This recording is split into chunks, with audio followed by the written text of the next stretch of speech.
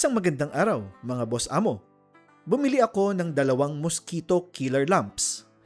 Dito kasi sa Amadeo o saan mang parte ng Upland Cavite na maraming punong kahoy ay madalas na maraming lamok pagpatak ng agaw dilim. Sabi ni sir, ilagay ko yung mosquito killer dito, yung isa dito sa big kennel, tapos yung isa sa nursery. Si Michael ang nag-install.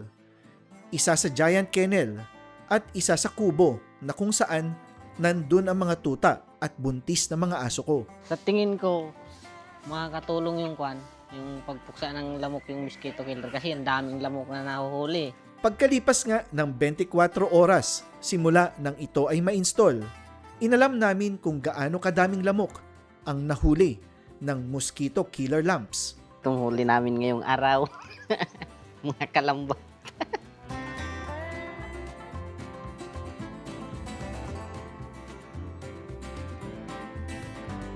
Sari-sari ang napatay na insekto ng lampara.